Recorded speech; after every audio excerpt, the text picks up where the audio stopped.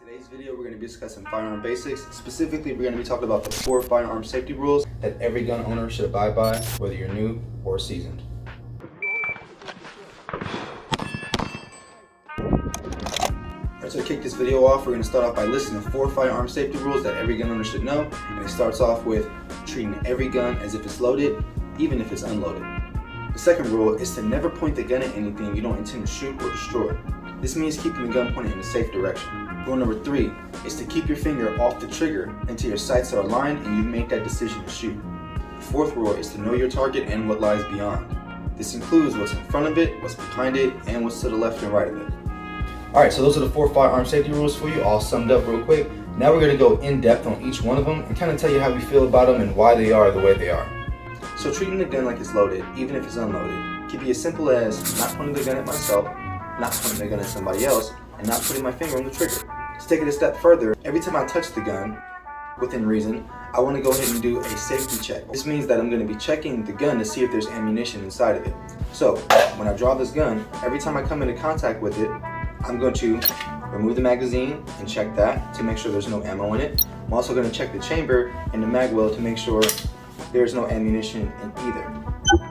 Once I've determined that, I know for sure that this gun is safe and clear and it's safe for me to work with in an indoor situation like this.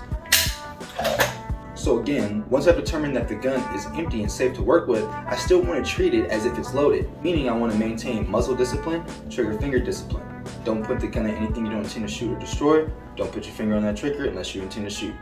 Alright, breaking down rule number 2. Never point the gun at anything you don't intend to shoot or destroy.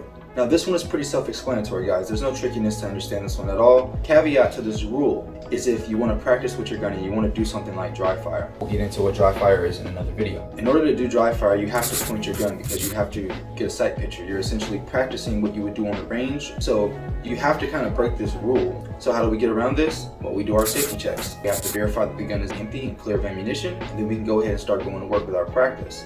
Break it down, rule number 3. Keep your finger off the trigger until your sights are aligned and you make the decision to shoot. This again, it can be circumvented for training purposes. The way you do that again is to verify that the gun is empty and devoid of ammunition. So it is inherently safe to break this rule, okay? Otherwise, how are you gonna work trigger press? Even though the rule says keep your finger off the trigger until your sights are aligned and you make the decision to fire, understand that it's safe to do it in a training context at home as long as the gun is empty. And rule number 4, know your target, its surroundings, and what lies beyond your target. This one can get pretty deep because depending on what your target is, if I'm shooting a piece of steel, well, I know I don't want to shoot steel too close because of spall and ricochet potential versus shooting human flesh.